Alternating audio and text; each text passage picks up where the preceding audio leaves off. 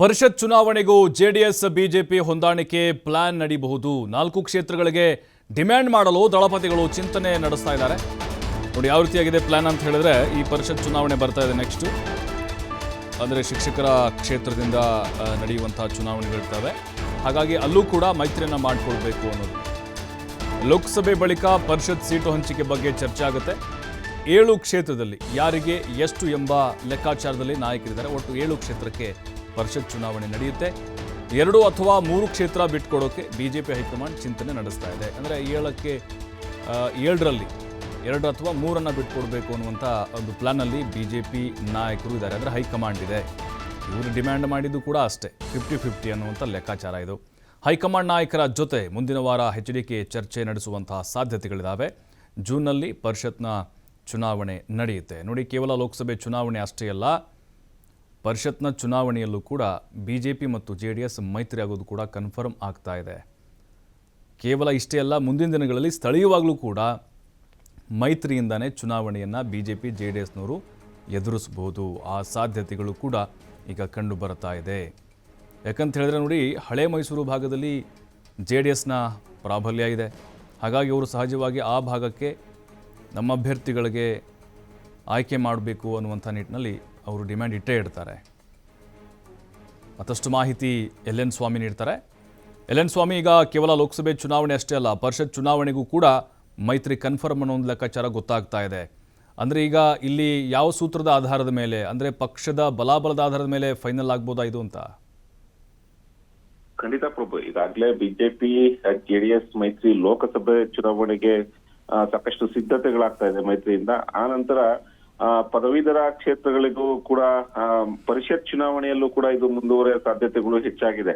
ಈಗಾಗಲೇ ಕೂಡ ಪಕ್ಷದ ವಲಯದಲ್ಲಿ ಚರ್ಚೆ ಆಗ್ತಾ ಇದೆ. ಅಂದ್ರೆ ಯಾವ ಕ್ಷೇತ್ರದಿಂದ, ಪದವೀಧರ ಕ್ಷೇತ್ರದಿಂದ ಅಥವಾ ಶಿಕ್ಷಕರ ಕ್ಷೇತ್ರದಿಂದ ಅಭ್ಯರ್ಥಿಗಳನ್ನ ಕಣಕ್ಕಿಳಿಸ್ಬೇಕು ಅನ್ನೋದು ಈಗಾಗಲೇ JDS ವಲಯದಲ್ಲಿ ಸಾಕಷ್ಟು ಸಿದ್ಧತೆಗಳಾಗ್ತಾ ಇದೆ.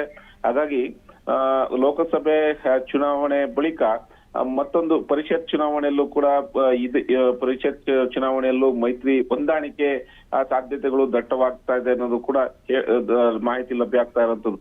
ಪ್ರಮುಖವಾಗಿ ಈಗ 7 ಕ್ಷೇತ್ರದಲ್ಲಿ ಪರಿಷತ್ ಚುನಾವಣೆ ನಡೆಯುತ್ತೆ. ಅಲ್ಲಿ ಯಾವ ಕ್ಷೇತ್ರಗಳನ್ನ ಬಿಟ್ಕೊಡ್ಬೇಕು, ಯಾವ ಕ್ಷೇತ್ರಗಳನ್ನ ಪಡ್ಕೊಳ್ಬೇಕು ಅನ್ನೋದು ಈಗಾಗಲೇ ಚರ್ಚೆ ಕೂಡ ಆಗಿದೆ ಎಂಬ ಮಾಹಿತಿ ಲಭ್ಯ ಆಗ್ತಾ ಇದೆ. ಈಗ 7 ಕ್ಷೇತ್ರಗಳಲ್ಲಿ ಪ್ರಮುಖವಾಗಿ ಬೆಂಗಳೂರು ಪದವೀಧರ ಕ್ಷೇತ್ರ, ಶಿಕ್ಷಕರ ಕ್ಷೇತ್ರ, ದಕ್ಷಿಣ ಶಿಕ್ಷಕರ ಕ್ಷೇತ್ರ, ನೈಋತ್ಯ ಶಿಕ್ಷಕರ ಕ್ಷೇತ್ರ, ಆಗ್ನೇಯ ಶಿಕ್ಷಕರ ಕ್ಷೇತ್ರ ಸೇರಿದಂತೆ ಈಶಾನ್ಯ ಪದವೀಧರ ಕ್ಷೇತ್ರ ಹಾಗೂ ನೈಋತ್ಯ ಪದವೀಧರ ಕ್ಷೇತ್ರದಲ್ಲಿ ಜೂನ್ಗೆ ಚುನಾವಣೆಗಳು ಬರುತ್ತೆ. ಇಲ್ಲಿ ಯಾರನ್ನ ಕಣಕ್ಕಿಳಿಸ್ಬೇಕು ಅನ್ನೋದು ಕೂಡ ಈಗಾಗಲೇ ಎಲ್ಲಾ ರೀತಿಯ ಸಿದ್ಧತೆಗಳನ್ನು ಕೂಡ ಮಾಡಲಾಗ್ತಾ ಇದೆ. ಪ್ರಮುಖವಾಗಿ 4 ಕ್ಷೇತ್ರಗಳನ್ನ ಬಿಟ್ಕೊಡುವಂತೆ ಈಗಾಗಲೇ JDS ಮನವಿ ಕೂಡ ಮಾಡಿದೆ. ಅದರಲ್ಲಿ ಪ್ರಮುಖವಾಗಿ ಎಲ್ಲೆಲ್ಲಿ ಗೆಲ್ಲಬಹುದು ಅನ್ನೋದು ಕೂಡ ಲೆಕ್ಕಾಚಾರ ಹಾಕಿದ್ದಾರೆ ಮಾಜಿ CM ಕುಮಾರಸ್ವಾಮಿ ಹಾಗೂ ಮಾಜಿ ಪ್ರಧಾನಿಗಳಾದಂತ ದೇವೇಗೌಡರು. ಅಂದ್ರೆ ಎಲ್ಲಿ ತಮ್ಮ ಪ್ರಾಬಲ್ಯ ಹೆಚ್ಚಿದೆ, ಎಲ್ಲಿ ಗೆಲ್ಲಬಹುದಂತ ಸ್ಥಾನಗಳನ್ನ ನಾವು ಕೇಳಬೇಕು ಅನ್ನೋದು ಈಗಾಗಲೇ ಒಂದ್ ರೀತಿ ಸಿದ್ಧತೆಗಳನ್ನ ಮಾಡ್ಕೊಂಡಿದ್ದಾರೆ. ಅದರಲ್ಲಿ ಪ್ರಮುಖವಾಗಿ ಬೆಂಗಳೂರು ಶಿಕ್ಷಕರ ಕ್ಷೇತ್ರ ಹಾಗೂ ನೈಋತ್ಯ ಶಿಕ್ಷಕರ ಕ್ಷೇತ್ರ, ದಕ್ಷಿಣ ಶಿಕ್ಷಕರ ಕ್ಷೇತ್ರ ಹಾಗೂ ಆಗ್ನೇಯ ಶಿಕ್ಷಕರ ಕ್ಷೇತ್ರಕ್ಕೆ ಸಂಬಂಧಪಟ್ಟಂತೆ ಈಗಾಗಲೇ ಸಾಕಷ್ಟು ಸಿದ್ಧತೆಗಳನ್ನ ಮಾಡ್ಕೊಳ್ತಾ ಇರುವಂತದ್ದು. ಹಾಗಾಗಿ ಆ ಕ್ಷೇತ್ರಗಳನ್ನ ಗೆಲ್ಲೋ ಸಾಧ್ಯತೆಗಳು ಇದೆ. ಯಾಕೆಂದ್ರೆ ಗೆಲ್ಲುವಂತಹ ಕ್ಷೇತ್ರಗಳನ್ನೇ JDS ನಾಯಕರು ಕೇಳ್ತಾ ಇರೋಂಥದ್ದು. ಮೈತ್ರಿ ಆದ ಬಳಿಕ ಈ ಗೆಲ್ಲುವಂತಹ ಕ್ಷೇತ್ರಗಳಲ್ಲಿ ಸಾಕಷ್ಟು ಸಿದ್ಧತೆಗಳನ್ನ ಮಾಡ್ಕೊಳ್ಬೇಕಾಗುತ್ತೆ. ಜೊತೆಗೆ ಯಾವ ಕ್ಷೇತ್ರಗಳಲ್ಲಿ ಗೆಲ್ಲಬಹುದಂತ ಲಕ್ಷಣಗಳಿದೆ, ಅಲ್ಲಿ ತಮ್ಮ ಪ್ರಾಬಲ್ಯ ಯಾವ ರೀತಿ ಇದೆ ಎಂಬ ಲೆಕ್ಕಾಚಾರವನ್ನ ಮಾಡಿಕೊಂಡಿರುವಂತಹ JDS ವರಿಷ್ಠರು ಆ ಕ್ಷೇತ್ರಗಳಲ್ಲಿ ಬಿಟ್ಕೊಡುವಂತೆ ಒಂದು ಬಿಗಿಪಟ್ಟು ಹಾಕುವ ಸಾಧ್ಯತೆಗಳು ಕೂಡ ಹೆಚ್ಚಾಗಿದೆ. ಹಾಗಾಗಿ ಈಗಾಗಲೇ ಹೈಕಮಾಂಡ್ ಮಟ್ಟದಲ್ಲೂ ಕೂಡ ಇದು ಚರ್ಚೆ ಆಗಿದೆ ಎಂಬ ಮಾಹಿತಿ ಲಭ್ಯ ಆಗ್ತಾ ಇದ್ರೆ, ಒಂದು ಕಡೆ ನೋಡ್ತಾ ಇದ್ರೆ 4-5 ಕ್ಷೇತ್ರಗಳಿಗೆ JDS ನಾಯಕರು ಬೇಡಿಕೆ ಇಟ್ರೆ 2 ಅಥವಾ 3 ಕ್ಷೇತ್ರಗಳನ್ನ ಬಿಟ್ಕೊಡ್ಬಹುದಾದಂತ ಸಾಧ್ಯತೆಗಳು ಕೂಡ ಇದೆ. ಈ ಬಗ್ಗೆ ಬಿಜೆಪಿ ವಲಯದಲ್ಲೂ ಕೂಡ ಚರ್ಚೆಗಳು ಕೂಡ ಆಗಿದೆ. ಹಾಗಾಗಿ ಅಂದ್ರೆ ಉಳಿದ ಕ್ಷೇತ್ರಗಳಲ್ಲಿ ತಮ್ಮ ಅಭ್ಯರ್ಥಿಗಳನ್ನೇ ಕಣಕ್ಕಿಳಿಸೋದಕ್ಕೆ, ಅಂದ್ರೆ 2-3 ಕ್ಷೇತ್ರಗಳನ್ನ JDS ನಾಯಕರಿಗೆ ಬಿಟ್ಕೊಟ್ರೆ ಉಳಿದ ಕ್ಷೇತ್ರಗಳಲ್ಲಿ ಬಿಜೆಪಿ ಅಭ್ಯರ್ಥಿಗಳನ್ನೇ ಹಾಕಿ ಗೆಲ್ಲಿಸ್ಕೊಳ್ಳೋದಕ್ಕೆ ಹೊಂದಾಣಿಕೆ ಮಾಡ್ಕೊಳ್ಳೋದಕ್ಕೂ ಕೂಡ ಒಂದ್ ರೀತಿ ಚರ್ಚೆ ಆಗಿರುವಂತದ್ದು.